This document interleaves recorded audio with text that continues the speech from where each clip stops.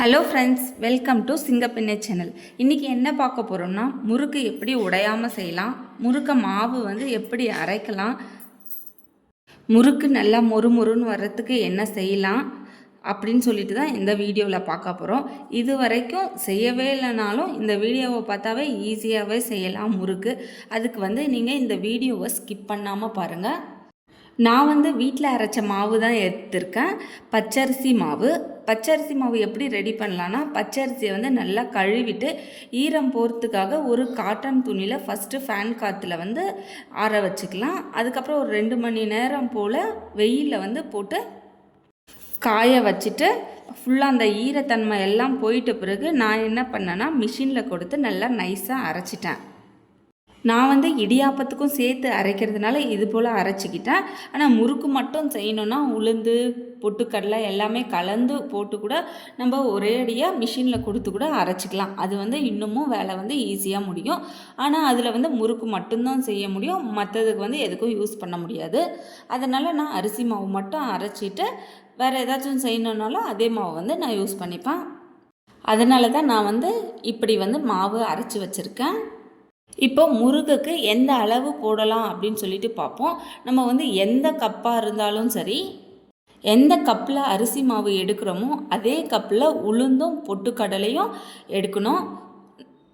3 cup அரிசி மாவுக்கு 1/2 cup உளுந்து 1/4 கப் பொட்டுக்கடலை எடுத்தால் போதுமான அளவு. நான் எவ்வளோ எடுத்திருக்கேன்னா, அதில் 6 கப் அளவு அரிசி மாவும் 1 கப்பு உளுந்தும் 1/2 கப் பொட்டுக்கடலையும் எடுத்திருக்கேன். அதை நல்லா வானலில் வறுத்துட்டேன். உளுந்து வறுக்கும் போது அதனுடைய வாசம் மட்டும் வந்தால் போதும், கலர் சேஞ்ச் ஆகணுன்றது அவசியம் இல்லை. அதிலே அந்த பொட்டுக்கடலையும் போட்டு நல்லா சூடு எடுத்துனாவே போதும், ரொம்ப வறுக்க தேவையில்லை. அதிலே நான் ஒரு 2 வரமிளகா போல் அரைச்சி எடுத்துட்டேன். நல்லா மிக்சியில் நல்லா நைஸாக அரைச்சிட்டு நல்லா மெல்லிசான ஜல்லடில் நம்ம ஜெலிச்சு எடுத்துக்கலாம். நல்லா நைஸாக இருக்கணும், அப்போ தான் முறுக்கு பிழியறதுக்கு ஈஸியாக இருக்கும். அப்படி இல்லைன்னா அந்த முறுக்கு அச்சில் அந்த உளுந்து பெருசு பெருசாக இருந்தாலோ இல்லைன்னா பொட்டுக்கடலை பெருசு பெருசாக இருந்தாலோ அந்த முறுக்கு அச்சி நடுவில் நமக்கு மாட்டிக்கும். அதுக்கப்புறம் பிழியறதுக்கு ரொம்ப கஷ்டமாக இருக்கும். அதனால தான் நம்ம நைஸாக அரைச்சி எடுத்துகிட்டு நல்லா ஜலிச்சு எடுத்துக்கலாம். இது போல் அளவு கரெக்டாக எடுத்து சுட்டால் தான் முறுக்கு உடையாமல் வரும், பிரியாமல் வரும். உளுந்து கம்மியாக எடுத்தால் ரொம்ப ஹார்டாக வரும் முறுக்கு, அதிகமாக எடுத்தால் உடஞ்சி போயிடும். ஆனால் முறுமுறுன்னு சாஃப்டாக தான் இருக்கும், ஆனால் முறுக்கு உடஞ்சி போகும். நம்ம எண்ணெயில் போடும்போது உளுந்து அதிகமாக எடுத்துட்டோம்னா உடஞ்சி போயிடும். இப்போ நம்ம அரைச்சி வச்ச மாவை அந்த அரிசி மாவில் போட்டு நல்லா கலந்து விட்டுக்கலாம். ஃபுல்லாகவே அரிசி மாவு ஒயிட் கலரில் இருக்குது, நம்ம அரைச்ச மாவு கொஞ்சம் எல்லோயிஷ் கலரில் இருக்குது. அது ரெண்டுத்துக்குமே வித்தியாசம் தெரியாத மாதிரி ஃபுல்லாகவே நல்லா கலந்து விட்டுடணும். இது போல் ஒரு 5-10 நிமிஷம் போல் நம்ம கையிலவே நல்லா கலக்கி விட்டோம்னா அந்த 2 மாவுமே நல்லா மிக்ஸ் ஆகிடும். அதுக்கப்புறம் நம்ம முறுக்கில் என்னென்ன இன்க்ரீடியன்ஸ் எல்லாம் சேர்க்கலாம் அப்படின்னு சொல்லிட்டு தான் பார்க்க போகிறோம். ஃபஸ்ட்டு என்ன சேர்க்க போகிறோம்னா, நான் 1 டேபிள் ஸ்பூன் போல் கருப்பு எள்ளு தான் எடுத்திருக்கேன். மாவு அதிகமாக இருக்கிறதுனால கலந்து விட்டோம்னா ரொம்ப கம்மியாக இருந்த மாதிரி இருந்துச்சு. சரி, ஒரு 2 டேபிள் ஸ்பூன் போல் எடுத்துக்கலாம் அப்படின்னு சொல்லிட்டு 2 டேபிள் ஸ்பூன் போல் எடுத்துக்கிட்டேன். இதுக்கு பதிலாக நம்ம என்ன பண்ணலான்னா, சீரகத்தையும் நல்லா கையில் மசிச்சுட்டு சேர்த்தோம்னா நல்லா வாசனையாகவும் இருக்கும். கருப்பு எள்ளு சேர்த்தோம்னா நல்லா டேஸ்ட்டை கொடுக்கும் முறுக்குக்கு. அதுக்கப்புறம் 1/2 டேபிள் ஸ்பூன் போல் பெருங்காய பொடி சேர்த்துருக்கேன், 1 டேபிள் ஸ்பூன் போல் உப்பு சேர்த்துருக்கேன். அதுக்கப்புறம் நான் என்ன சேர்க்குறேன்னா, வெண்ணெய் தான் சேர்க்குறேன், பட்டர்.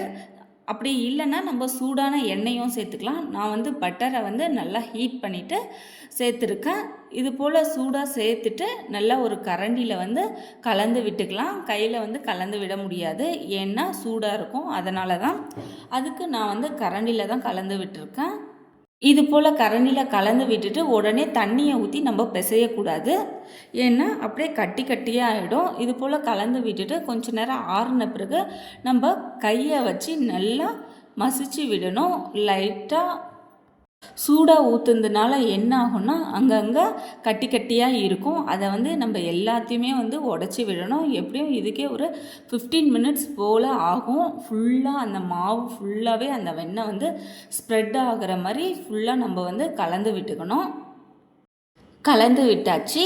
இங்கே பாருங்கள், நம்ம வந்து இப்படி பிடிச்சோம்னா கொஞ்சம் லைட்டாக கொழுக்கட்டை பிடிப்போம் இல்லையா, அந்த ஷேப்பில் வர மாதிரி இருக்கணும். அப்படியே உடைச்சா உடையணும். லைட்டாக அந்த கட்டி கட்டியெல்லாம் இல்லாத மாதிரி இருக்கணும். அப்போ தான் நம்மளுக்கு வந்து பிழியறதுக்கு வந்து ரொம்ப ஈஸியாகவே இருக்கும். மாவு வந்து ஃபஸ்ட்டு இது போல் ரெடி பண்ணி வச்சிட்ட பிறகு தான் நம்ம வந்து தண்ணி ஊற்றி பிசைய ஸ்டார்ட் பண்ணணும். நான் வந்து சூடான தண்ணி தான் எடுத்திருக்கேன். 8லேருந்து 9 கப்பு தண்ணி வந்து நல்லா கொதிக்க வச்சுருக்கேன். அது வந்து நமக்கு தேவையான அளவு வந்து அந்த மாவில் ஊற்றி பிசைஞ்சிக்கலாம். சூடாக இருக்கிறதுனால கையை வச்சு பிசைய முடியல. அதனால் ஒரு கரண்டியை விட்டு நல்லா அந்த தண்ணி ஃபுல்லாகவே ஸ்ப்ரெட் ஆகிற மாதிரி ஃபுல்லாக கலந்து விட்டுக்கலாம். எந்த அளவுக்கு அந்த மாவு பதத்துக்கு வருதோ அந்த அளவுக்கு நம்ம தண்ணியை ஊற்றி ஊற்றி பிசைஞ்சு ரெடி பண்ணி எடுத்து வச்சுக்கலாம். நமக்கு டைம் இருக்கும்போது இது போல் மாவை ரெடி பண்ணி தனியாகவும் ஃப்ரிட்ஜில் ஸ்டோர் பண்ணி வச்சுட்டு நமக்கு எப்போ டைம் இருக்கோ அந்த டைமில் வந்து எடுத்து ஈஸியாக கொஞ்ச நேரத்தில் வந்து முறுக்கை வந்து சுட்டுடலாம். அது வந்து இன்னமும் ஈஸியாகவே இருக்கும். நம்ம வந்து ஃபுல்லாகவே ஒரேடியாக சுடுறதுக்கு கஷ்டமாக இருந்துச்சுன்னா இந்த மாவை வந்து அப்படியே ஸ்டோர் பண்ணி வச்சுக்கலாம். கொஞ்சம் கொஞ்சமாக எடுத்து சுட்டு சாப்பிடும்போது நல்லா டேஸ்ட்டாகவே இருக்கும். நல்லா அப்பப்போ சூடாகவே சாப்பிட்ற மாதிரி இருக்கும். மோஸ்ட்லி பசங்களுக்கு வந்து சூடாக சாப்பிட்டா தான் பிடிக்குது. அதனால் அது போலவும் பண்ணலாம். நான் வந்து நிறைய மாவு இருக்கிறதுனால தனித்தனியாக கொஞ்சம் கொஞ்சமாக ஸ்ப்ரெட் பண்ணி வந்து பிசைஞ்சு வச்சுக்கிறேன். ஃபஸ்ட்டு வந்து இதுலேருந்து கொஞ்சோண்டு மாவு மட்டும் எடுத்து தனியாக ஒரு பாத்திரத்தில் போட்டு அதை மட்டும் பிசைஞ்சு எடுத்துக்க போகிறேன் இப்போது. ஏன்னா நிறையா இருக்கிறதுனால மாவு வந்து சுடு தண்ணி ஊற்றுறதுனால அதிகமாகவே ஆகுது. அதனால் தனியாகவே எடுத்து ஒரு பாத்திரத்தில் கொஞ்சமாக எடுத்து பிசைஞ்சு வச்சுக்கினேன். மற்ற மாவுங்களும் தனித்தனியாக பிசைஞ்சு வச்சுட்டேன். மாவு வந்து ரொம்ப ஹார்டாகவும் இல்லாமல் ரொம்ப சாஃப்டாகவும் இல்லாமல் அதை இந்த பதத்துக்கு இருந்தால் போதும். நம்ம சப்பாத்தி மாவை பிசைகிறத விட கொஞ்சம் சாஃப்டாக இருக்கிற மாதிரி நம்ம பிசைஞ்சு எடுத்துக்கினா போதும். அப்போ தான் நமக்கு வந்து பிழியறதுக்கு வந்து ரொம்ப ஈஸியாகவே இருக்கும். அப்படி ரொம்ப ஹார்டாக இருந்துச்சுன்னா நமக்கு வந்து பிழியறதுக்கும் கஷ்டமாக இருக்கும். முறுக்கு வந்து சாஃப்டாக வராது. கடிக்கும் போது கடன்னு ரொம்ப ஹார்டாக இருக்கும். அதனால தான் இந்த மெத்தடை வந்து ஃபாலோ பண்ணுறோம். அடுத்து வந்து முறுக்கு அச்சு எடுத்துக்கலாம். அதை வந்து உள்ளே வந்து நல்லா ஆயில் ஸ்ப்ரெட் பண்ணிவிட்டு அப்போ தான் சைட்லெல்லாம் ஒட்டாமல் வரும். சைடில் கீழே ஃபுல்லாகவே நம்ம வந்து ஆயில் ஸ்ப்ரெட் பண்ணிவிட்டு அந்த முறுக்குக்கு ரெடி பண்ணி வச்சுருக்கிற மாவை வந்து எடுத்து அந்த முறுக்கு அச்சில் வந்து போட்டுக்கலாம்.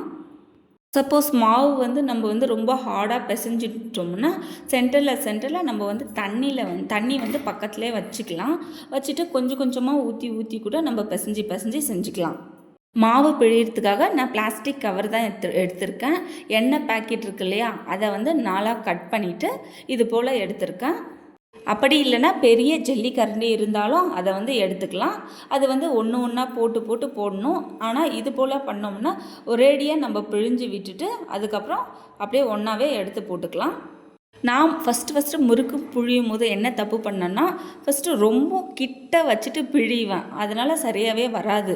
நம்ம என்ன பண்ணணும்னா கொஞ்சம் கேப் விடணும். கொஞ்சம் ஹைட்டாக தூக்கி வச்சுட்டு நம்ம கண்ணுக்கு தெரிகிற மாதிரி கொஞ்சம் பிழிஞ்சு எடுத்தோம்னா அந்த முறுக்கு ஷேப்பில் வந்து நல்லா அழகாகவே வரும். கொஞ்சம் ஹைட்டாக வச்சு பிழிஞ்சாவே போதும், நல்லா முறுக்கு ஷேப்பில் வரும். முறுக்கு பிழியறதுக்கு முன்னாடியே எண்ணெய் வந்து ஒரு பேக்கெட் போல் ஊற்றி நல்லா காய வச்சுட்டேன். எண்ணெய் வந்து நல்லா சூடாகணும்.